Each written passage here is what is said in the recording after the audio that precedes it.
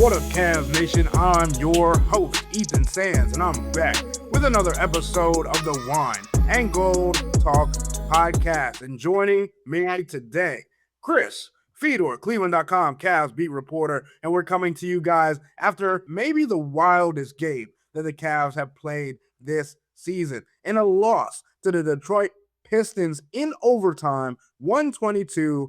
And of course, as we do after every game, we're going to break it down. But I have to start here.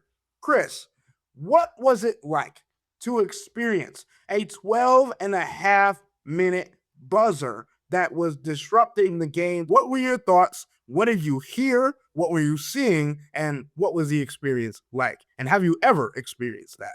No, that was a first. I've experienced a lot throughout my 12-year career covering the NBA, but that one was a first. And I talked to a bunch of different players in the locker room after the game, and they were very, very annoyed, and it was a first for all of them as well. I think that's the way that you would describe it. It was annoying.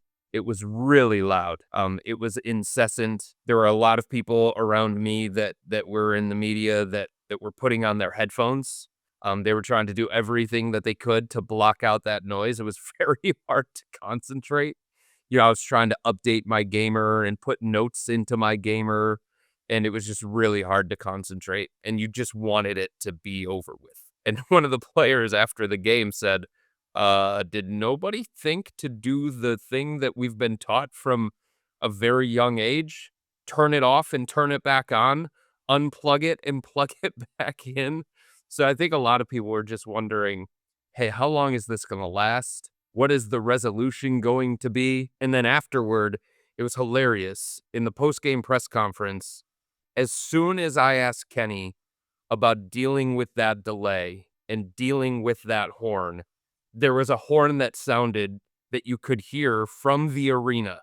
The actual horn that was supposed to be playing in the second half in overtime, but they had this little air horn that they were using instead of the actual horn because they didn't want to run into the same kinds of issues. And they were testing everything out after the game when the guys were in the locker room, when Kenny was doing his post-game press conference, and it was just hilarious, the timing of the horn actually working, finally getting fixed the minute that he was talking about dealing with that delay. So it was a different kind of experience. In the words of Evan Mobley after the game, that was a crazy one. All right, now let's get to the game itself. Chris, we know coming into today's contest that it was going to be difficult for the Cavs. It kind of turned into something that we were going to learn about the depth of this team. Obviously, no James Harden, no Keon Ellis, no Donovan Mitchell, no Dean Wade, no Max Strus. And the Cavs still found a way to be competitive all the way throughout this contest. I have a simple question, but it might seem rhetorical. So here it is. Did the Pistons win this game, or did the Cavs lose it? Because when we sit here and we talk about who was in and who was out, but I genuinely think that the Cavs had every opportunity to earn a statement win on the road against the number one team in the Eastern Conference, especially when they fouled out Cade Cunningham. And to me, Chris, there were three areas that I felt shifted the game at the end, but we'll get to those later. Here's the big takeaway from tonight's game, Ethan. The prevailing feeling inside the Cavs locker room. Detroit can't beat them in a 7-game series. Now, we'll see if the Cavs are right in that feeling, but that's what the players were feeling. That's what the players were essentially talking about privately in the locker room after that one. They feel like they are in a different class than Detroit. And Detroit deserves a ton of credit for what they've done throughout the course of the regular season. They've basically been the number one seed in the Eastern Conference since this season started. And they've had a stranglehold on it. And they've got a lot of room between them and the number 2 seed in the East because of the way that they've played this year, because of the growth that they've taken as an organization, because of how tough and physical they are, because of the habits that they've built, because of the identity that they have, and all these different things. But the Cavs believe in the 7-game series between them and the Pistons that they would be better, that they would win that series. Jalen Tyson said that the Cavs are the number one team in the Eastern Conference, even though the standings don't reflect that. Another player said that to me privately that they are not in our class. So I think the Cavs left Detroit tonight feeling good about the way that they performed. Look, Kenny Atkinson said the things that he needed to say as a head coach afterward. No moral victories, not going to celebrate this one because they made a bunch of mistakes down the stretch. They split free throws at the end of the game. They didn't handle Detroit's pressure and physicality, bringing the ball up the floor. They obviously missed Donovan Mitchell and James Harden in the closing moments of the game, just like they did the other night against Milwaukee. So because of those mistakes, Jalen Tyson fouled a guy who was shooting a three, fouled a little bit later than what Kenny Atkinson wanted.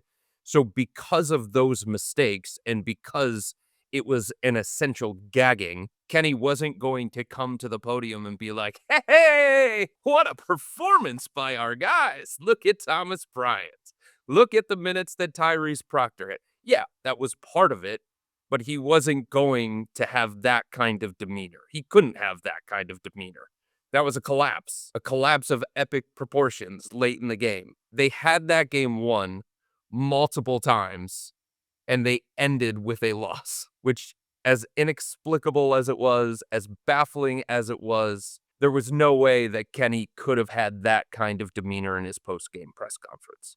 So he said the things that you would expect a coach to say after that, but the players, it felt like the tone from the players and the commentary from the players afterward was very, very different. It was about overcoming adversity. It was about playing well on the road against the number one team in the Eastern Conference, despite missing 5 expected rotation players.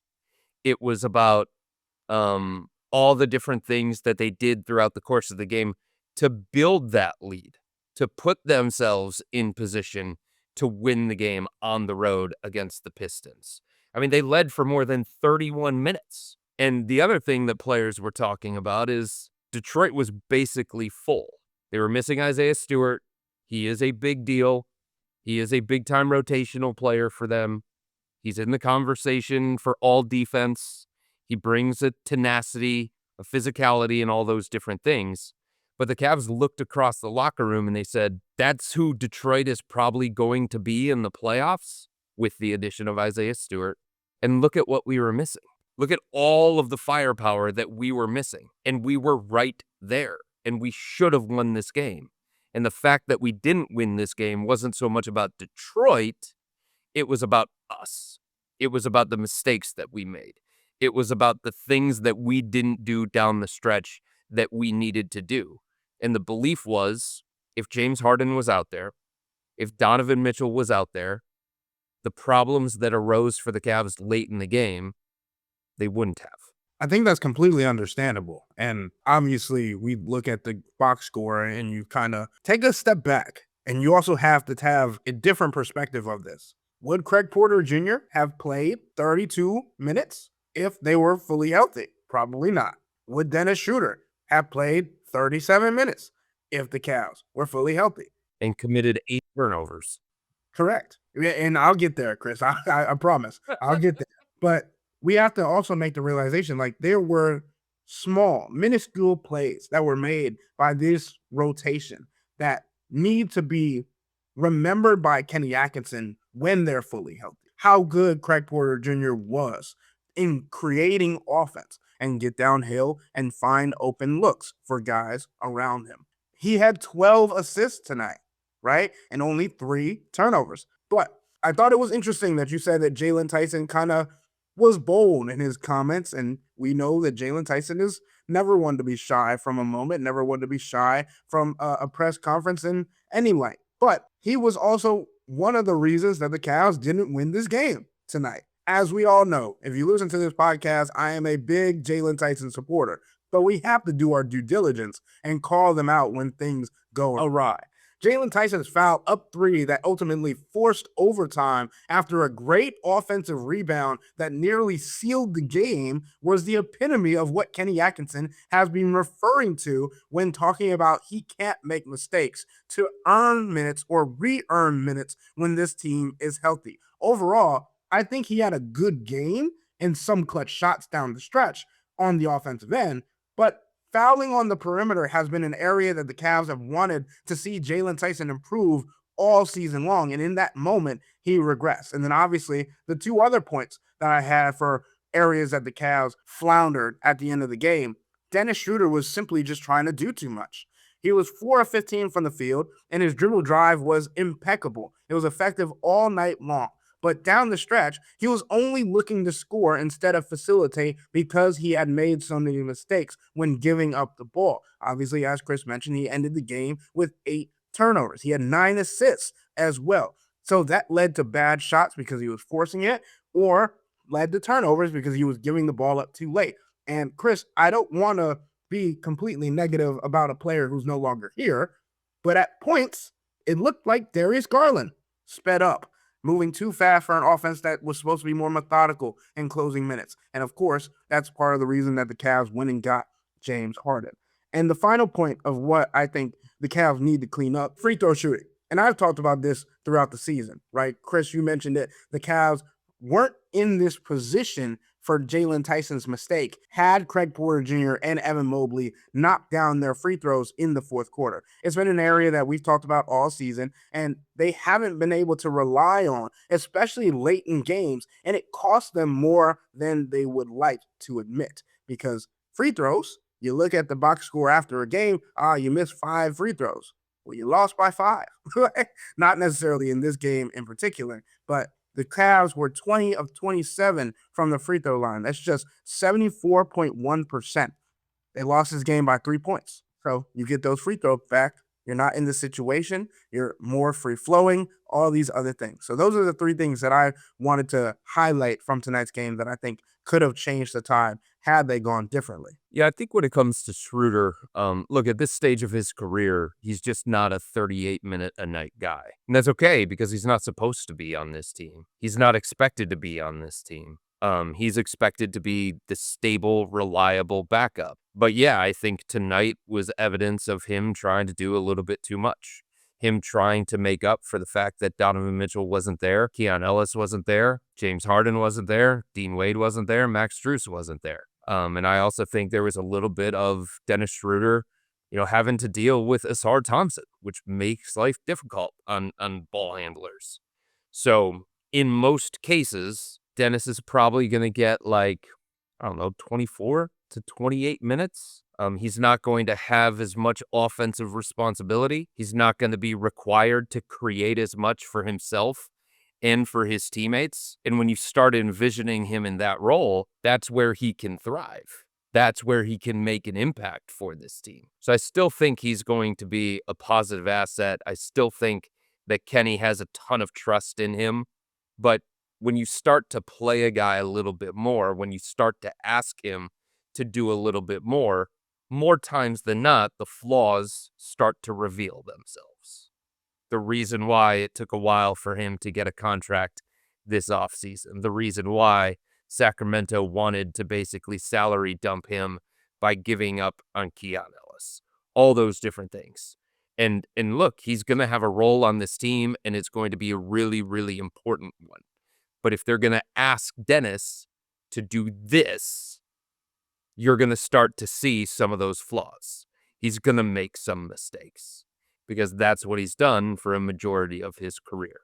So I do think that showed itself.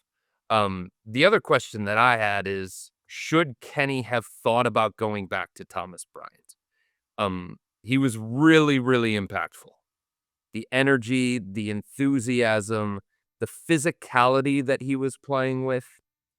As you watch him play more and more and more, Ethan, you start to understand how a team like Indiana utilized him. How a team like Indiana benefited from some of the things that he brought. And when things do get physical, and when things do get a little bit chippy, he answers that. He responds to that in a good way because that's kind of who he is. And there's a reason why some of these teams that have playoff aspirations want a guy like that. And it doesn't have to be the backup big. It could be the third big.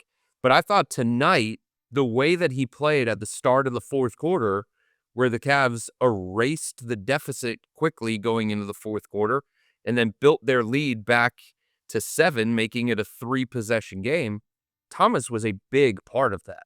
And I thought maybe possibly down the stretch, Kenny could have considered going that way to kind of combat some of the things that the Pistons were doing. Now, look, I understand he likes to go small. He likes to have switchable guys out there. He likes versatility. He wanted some more ball handling and all those kinds of things. But I just wondered in my own head, was that a time to say, you know what, based on what he did in the fourth quarter, maybe I go back to him. That's a small thing, but I thought he earned a longer look than just 16 minutes in tonight's game. Aside from that, Jared Allen continues to be dominant. I thought this was the best that Evan has looked coming back from a calf injury. So to me, there were definite negatives, and you pointed to those. And they threw away this game, a game that they should have won, a game that it looked like they won multiple times. But coming out of this game, I feel like there were more positives from a big picture standpoint for the Cavs than there were negatives. And one of the big ones was just how Evan Mobley looked, the way that he moved around, the way that he was able to dart toward the basket and take some guys off the dribble. And I also thought Jalen Tyson's harassment of Cade Cunningham, I thought there were times, look, Cade's an MVP candidate for a reason, but there were times that Cade seemed just a little bit bothered, and the Detroit Pistons were a little bit out of their usual offensive rhythm because of the hounding, relentless pressure of Jalen Tyson. And on a night that the Cavs didn't have Dean Wade, who probably would have been deployed as the Cade stopper, Jalen did many of the things that you wanted from him, albeit with a couple of really untimely mistakes mixed in there. Yeah, Chris, and to your Thomas Bryant point, I want to just look at overtime, right? This is another overtime game where Kenny Atkinson decided to go with the same 5 for the entire overtime. And I'm not saying that he made the right or wrong decision, because whoever knows what would have changed. And obviously Thomas Bryant would have had to guard on the defensive end at some point as well. But the lineup where Thomas Bryant and Evan Mobley were on the floor together when Jared Allen was on the bench was phenomenal. I think you allowed Evan Mobley to stick in his primary role of a help defender and allowed Thomas Bryant to be in his primary role as a 5-man and still be the initial deterrent. And sure, Chris, I don't want to put words in your mouth, but Thomas Bryant is also going to make mistakes. He missed the dunk, for crying out loud, and then wasn't getting back on defense and ended up getting rewarded by that from Craig Porter Jr. and got an and one out of it. Good for you, Thomas Bryant. That's lucky, right? But there's also just the energy that he plays with, the physicality that you mentioned, Chris. And I think it's important to continue to see how Jalen Tyson kind of figures in this situation as well, because of Dean Wade coming back at some point. But something that I was thinking about throughout the game was when Cade Cunningham is going up against an irritant, you can tell because he tries to get more physical. He talks a little bit more. We obviously know that Cade Cunningham is a competitor. But do you remember the game the other day against the San Antonio Spurs where he legitimately pushed Stephon Castle to the floor? Okay, remember that. Now we're talking about tonight's game where he was going head-to-head, almost headbutting Jalen Tyson. And you got to see how Jalen, who I've claimed to be a potential villain for this team that's necessary, is someone who can get under the skin of these kinds of players. And while Dean Wade doesn't necessarily talk a whole lot, his physicality, his size, his build allows him to guard as well. That's why I'm saying for a playoff series, for a 7-game series, whether it's against New York, whether it's against Detroit, whether it's against Boston, having both of those options, and Dean Wade and Jalen Tyson, especially if Jason Tatum comes back for Boston, that is going to be critical on the defensive end of the floor. And to your last point about Evan Mobley, I do not think that this can get lost in this game. Obviously, Jared Allen continued his surge in Black History Month, and his last game in Black History Month might have been his best showcase yet. But Evan Mobley returning to the floor and looking more like himself. He ended the game with 23 points, 4 triples. Maybe he needs to just shoot over taller players more often so he can get more of an arc on his shot. Whatever needs to happen. He also had 12 rebounds, all defensive rebounds, but still he was being physical on that end of the floor. And that's an area that the Cavs have needed an uptick. And obviously, Evan Mobley coming back, then being that kind of player is going to help them. I think Evan Mobley, without Donovan Mitchell, without James Harden, still being able to have that level of productivity, I think it was impactful to see him get back to that flow and gain confidence that it seemed that he was lacking when he first got back from his injury, his second calf injury of the season. I think the other number to point out is 37, the number of minutes he played. Now, that obviously wasn't the plan. The game went into overtime, so it was a 53-minute game instead of a 48-minute game. But for him to hold up, for him to have his wind, for him to feel good enough and be as impactful as he was, playing 37 minutes, I think that's really an important development for the Cavs. Because you feel like you don't have to put him on a minute restriction. You feel like his body responded to the added physicality, the added exertion that he put on his body. So that's a really, really positive sign. Sometimes when you start pushing it a little bit, you worry about how that calf is going to respond and how his body's going to respond. But after the game, Evan said that he was feeling good and his calf was fine. And he felt like he was in good enough condition that he was still being impactful at the end of the game, late into overtime. And I thought he was at both ends of the floor. So, yeah, I mean, when you talk about the bigger picture with the Cavs and what this all looks like when the team is at full strength, if it gets to full strength, Evan being deployed in a way where, he's not getting the full attention from a defense, Evan being deployed in a two-man game with James Harden or a two-man game with Donovan Mitchell, that makes the Cavs even more formidable, especially on the offensive end of the floor. Because what do? How do you guard them?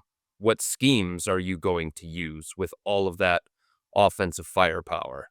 And if Evan's going to be that level of forceful, that level of aggressive, when he's in a lesser role than what he was in tonight, then that's going to be a really good sign for the Cavs. We haven't gotten to see that for an extended period because of a bunch of different circumstances, but you have a vision of what it could potentially be, and you can see signs of Evan getting back to his pre-injury form.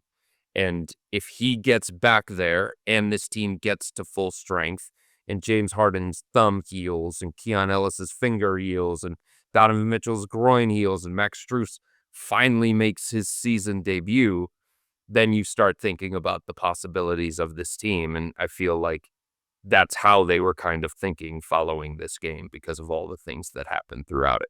Coming into tonight's game, we understood that the Cavs needed their big men to show up. And I think we can fairly say that they did. 48 of the 119 points between Jared Allen and Evan Mobley. And obviously, people are going to look at the points in the paint and say, oh, well, Detroit had 68 points in the paint. They took 73 two-point field goal attempts. The other thing people are going to look at is the 21 offensive rebounds, which is too many to give up to any team. It's also hard to prevent that when you give up 4 offensive rebounds in one possession. Yep. So I do think that the carryover from Jared Allen and Evan Mobley, as you mentioned, Chris, while having the dynamic duo of Donovan Mitchell and James Harden, whenever they do return, I think it's going to only elevate them further. Donovan Mitchell talked during the game on the broadcast saying that he's not too bad, he's feeling good, and he will be returning soon. When that might be, who knows? Because as we know, the Cavs travel to Brooklyn to play the Nets, and I don't think the Cavs need Donovan Mitchell to beat the Brooklyn Nets at this stage of the season. The other thing to look at is after Tuesday's game against the Pistons at home, there are 4 days off that the Cavs have, and that gives them a lot of time to really look more into these injuries and give these guys a little bit more time to recover. So I don't have a crystal ball. I'm not trying to predict what's going to happen. Injuries are very, very fluid, but I would be surprised if the Cavs push it and play any of these guys before that 4-game stretch happens, because I think that's a big time benefit to them, and it just extends how long these guys are going to get an opportunity to recover. And like you said, I don't think they need any of these guys Sunday against Brooklyn. I can't imagine that they would put them on the floor, but these guys also want to play. James Harden does not like missing games. Donovan Mitchell does not like missing games. Keon Ellis has never had a fracture or a break in his career. So this is new territory for him as well. Dean Wade doesn't like missing games, and the soft label that gets attached to him and the injury prone label that gets attached to him. But if the Cavs are looking, again, at big picture, trying to be as cautious as possible, trying to be as smart as possible with these injuries, I'd be surprised if any of these guys play Sunday, and I'd be surprised if any of these guys play Tuesday, especially given how physical the Pistons are, especially given how these injuries, some of them that these guys are dealing with, are tough to play through and can recur quickly. So you got to be cognizant of all that kind of stuff. So we'll just have to wait and see for next game and see what the injury report looks like. Could be another CVS receipt.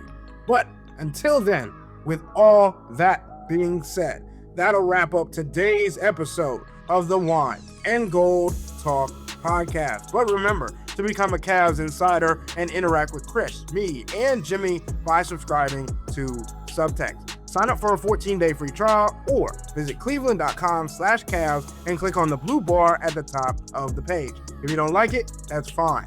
All you have to do is text the word stop. It's easy, but we can tell you that the people who sign up stick around because this is the best way to get insider coverage on the Cavs from me, Chris, and Jimmy. This isn't just our podcast, it's your podcast. And the only way to have your voice heard is through Subtext.